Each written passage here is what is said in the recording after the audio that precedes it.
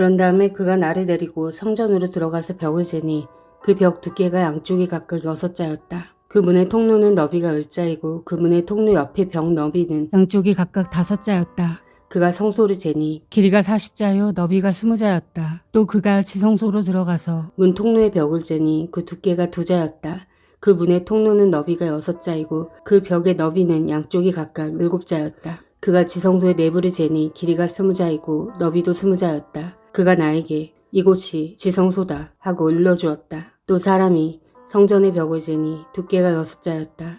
성전에는 3면으로 돌아가며 방들이 있었는데 너비가 각각 넉 자였다. 그 겹방들은 방 위에 방이 있어서 3층을 이루고 있으며 층마다 방이 30개씩 있었다. 그런데 그 겹방들은 성전을 돌아가면서 성전의 벽에 부착되어 있어서 성전의 벽 자체를 파고 들어가진 않았다. 그 둘레에 있는 겹방들은 그 층이 위로 올라갈수록 넓어졌다. 이 겹방의 건물이 성전의 주위로 올라가며 위층까지 건축되었다. 그래서 이 건물은 아래층에서 중간층을 거쳐 맨 위층으로 올라가게 되어 있었다.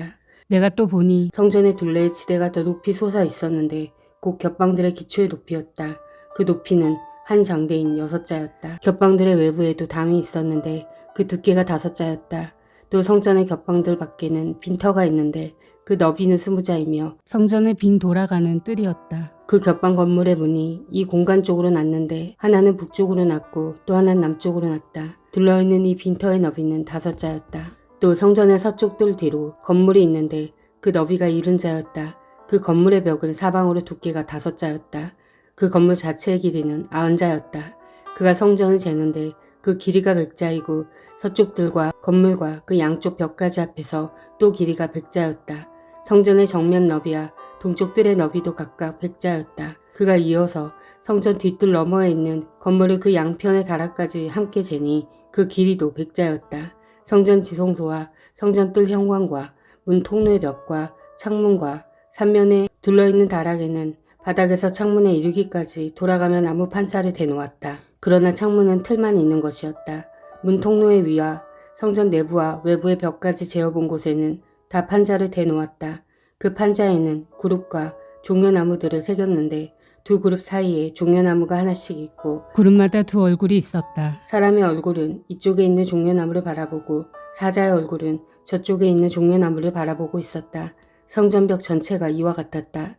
성전 바닥에서 문의 통로의 밑부분에 이르기까지 모든 벽에 그룹과 종려나무들을 새겨두었다. 성전 본당의 문 통로는 네모가 나 있었다. 그리고 지성소 앞에도 이와 비슷한 모습을 한 것이 있었다. 나무로 만든 제단이 있는데 그 높이는 1자요 그 길이는 2자였다. 그 모퉁이와 그 받침대와 옆부분도 나무로 만든 것이었다. 그가 나에게 일러주었다. 이것이 주님 앞에 차려놓는 상이다. 성전 본당과 지성소 사이에는 문을 2번 열고 들어가야 하는 견문이 있었다. 문마다 좌우로 문짝이 둘이 있고 각 문짝에는 아래 위로 2개의 돌적이가 붙어 있었다. 4개의 문짝에는 모두 그룹들과 종려나무들이 새겨져 있어서 성전의 모든 벽에 새겨진 모습과 같았다. 성전 바깥의 정면에는 나무 디딤판이 있었다. 또 현관의 양쪽 벽에는 곳곳에 틀만 있는 창과 종려나무의 그림이 있고 성전의 겹방과 디딤판에도 모두 같은 장식이 되어 있었다. 그 사람이 나를 데리고 북쪽으로 길이 난 바깥 뜰로 나가서 두 방으로 나를 데리고 들어갔는데 방 하나는 성전 뜰을 마주하고 있고 또 하나는 북쪽 건물을 마주하고 있었다. 북쪽을 마주한 그 방을 재니 길이가 100자이고 너비가 50자였다. 20자 되는 안뜰의 맞은쪽과 돌을 깔아놓은 바깥뜰의 맞은쪽에는 3층으로 된 다락이 있었다. 또 그 방들 앞에는 내부와 연결된 통로가 있었는데 그 너비가 10자요 그 길이가 100자였다. 그 문들은 북쪽으로 나 있었다. 3층의 방들은 가장 좁았는데 1층과 2층에 비하여 3층에는 다락들이 자리를 더 차지하였기 때문이다. 이 방들은 3층이어서 바깥 마당의 현관에 있는 기둥과 같은 기둥이 없었으므로 3층은 1층과 2층에 비하여 더 좁게 물려서 지었다. 이 방들 가운데 한 방의 바깥담, 곧 바깥 뜰 쪽으로 이 방들과 나란히 길이가 50자 되는 바깥담이 있었다. 바깥들을 마주하고 있는 방들의 길이는 50자였고 성전을 마주하고 있는 방들의 길이는 100자였다. 이 방들 아래층에는 동쪽에서 들어오는 문이 있었는데 바깥뜰에서 그리로 들어오게 되어 있었다. 뜰을 둘러싼 벽이 바깥뜰에서 시작되었다. 건물 앞 빈터 남쪽으로도 방들이 있었다. 이 방들 앞에도 통로가 있는데 그 모양이 북쪽에 있는 방들과 같은 식으로 되어 있고 길이와 너비도 같고 출입구 모양과 구조도 같고 문들도 모두 마찬가지였다. 이 남쪽에 있는 방들 아래 안뜰 담이 시작되는 곳에 출입구가 있었다.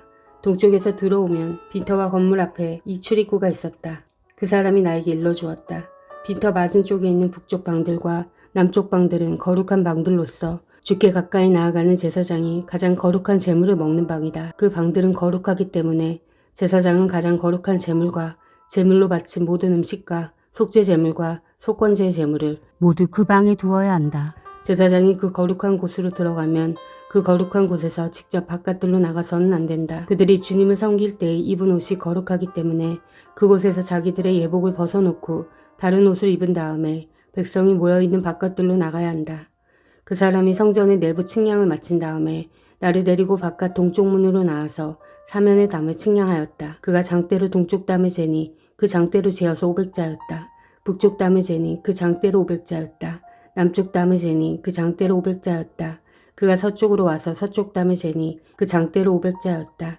그가 이렇게 성전의 사방을 재니 사방으로 담이 있어서 길이가 각각 500자였다. 그 담은 거룩한 곳과 속된 곳을 갈라놓았다. 그 뒤에 그가 나를 데리고 동쪽으로 난 문으로 갔다. 그런데 놀랍게도 이스라엘 하나님의 영광이 동쪽에서부터 오는데 그의 음성은 많은 물이 흐르는 소리와도 같고 땅은 그의 영광의 광채로 환해졌다. 그 모습이 내가 본 환상, 곧 주님께서 예루살렘 도성을 멸하러 오셨을 때의 본 모습과 같았으며 또 내가 그 발 강가에서 본 모습과도 같았다. 그래서 내가 얼굴을 땅에 대고 엎드렸다. 그러자 주님께서 영광을 쌓여서 동쪽으로 난 문을 지나 성전 안으로 들어가셨다. 그때 주님의 영이 나를 들어올려 안뜰로 데리고 갔는데 주님의 영광이 성전을 가득 채웠다. 그 사람이 내 곁에 서 있는데 나는 성전에서 들려오는 소리를 들었다. 나는 말하는 소리를 들었다. 사람아, 이곳은 내 보좌가 있는 곳, 내가 발을 딛는 곳, 내가 여기 이스라엘 자손과 더불어 영원히 살 곳이다. 그래서 이스라엘 자손이 내 거룩한 이름을 다시는 더럽히지 못할 것이다. 백성이나 왕들이 음란을 피우거나 죽은 왕들의 시체를 근처에 묻어서 내 거룩한 이름을 더럽히는 일이 다시는 없을 것이다. 그들이 왕궁의 문지방을 내 성전의 문지방과 나란히 만들고 그들의 문설주를 내 성전의 문설주와 나란히 세워놓아 나와 왕들 사이에는 벽 하나밖에 없도록 만들었다. 그들이 저지른 역겨운 일들로 내 거룩한 이름을 더럽혀 놓았기 때문에 내가 내 분노로 그들을 멸망시켰다. 그러나 이제 그들은 음란한 행실을 멀리하고 시체들을 내 앞에서 치워버려야 할 것이다. 그러면 내가 그들과 더불어 영원히 살겠다. 너 사람아, 너는 이스라엘 족속에게 이 성전을 설명해 주어서 그들이 자기들의 온갖 죄악을 부끄럽게 여기게 하고 성전 모양을 측량해 보게 하여라. 그들이 저지른 모든 일을 스스로 부끄러워하거든 너는 이 성전의 설계를 그들에게 가르쳐 주어라. 성전의 배치도와 성전의 출입구, 이 성전의 건축 양식 등 모든 규례와 법도와 모든 율례를 그들에게 알려주고 그들이 보는 앞에서 글로 써주어서 그들이 이 성전의 건축 설계의 법도와 규례를 지키고 행하게 하여라. 성전의 법은 이러하다. 성전이 자리 잡고 있는 산꼭대기 성전터 주변은 가장 거룩한 곳이어야 한다. 이것이 성전의 법이다.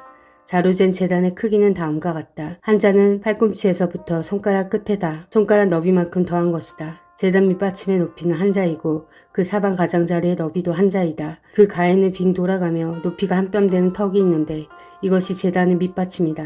이 땅바닥에 있는 밑받침의 표면에서 아래층의 높이는 두 자요. 너비는 한 자이다. 이 아래층의 표면에서 이 층의 높이는 넉 자요. 너비는 한 자이다. 그 제단 화덕의 높이는 넉 자요. 화덕의 네 모서리에는 뿔이 4개 솟아있다. 그 제단 화덕은 길이가 12자요. 너비도 12자여서 사면으로 네모가 반듯하다. 그 화덕의 받침인 아래층의 길이와 너비는 10넉자로서 사면으로 네모가 반듯하다. 그 받침을 빙 두른 턱의 너비는 반자이고 그 가장자리의 너비는 한 자이다. 제단의 계단들은 동쪽으로 나 있다. 그가 나에게 또 말씀하셨다. 사람아, 나 주 하나님이 말한다.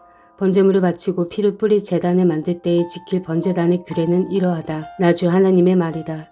너는 사독의 자손 가운데서 나를 섬기려고 나에게 가까이 나오는 레위 지파의 제사장들에게 어린 소송아지 한 마리를 주어서 속죄 제물로 삼게 하여라. 그리고 너는 그 피를 가져다가 제단의 네 뿔과 아래층의 네 기퉁이와 사방의 가장자리에 발라서 속죄하여 제단을 정결하게 하고 또 속죄 제물로 바친 수송아지를 가지고 가서 성소 바깥 성전에 지정된 곳에서 그것을 태워라. 이틀날에는 내가 흠없는 순 염소 한 마리를 속죄 제물로 바쳐서 수송아지의 제물로 제단을 정결하게 한 것처럼 그 제단을 정결하게 하여라. 내가 정결하게 하기를 마친 다음에는 흠없는 수송아지 한 마리와 양떼 가운데서 흠없는 순양 한 마리를 바쳐라. 내가 그것들을 주 앞에 바칠 때에는 제사장들이 그 짐승들 위에 소금을 뿌려서 나 주에게 번제물로 바치게 하여라. 너는 이래 동안 매일 염소 한 마리를 속죄제물로 마련하여 놓고 어린 수송아지 한 마리와 양떼 가운데서 순양 한 마리를 흠없는 것으로 마련하여 놓고 이래 동안 제단의 부정을 벗기는 속죄제를 드려서 제단을 정결하게 하며 봉헌하도록 하여라. 이 모든 날이 다 찬 뒤에는 여드렛 날 이후부터는 제사장들이 그 제단 위에 너희의 번제와 감사제를 드리게 하여라. 그러면 내가 너희를 기쁘게 받아들이겠다. 나 주 하나님의 말이다. 아멘. 사랑하는 형제자매 여러분, 주님이 곧 오십니다. 마라나타.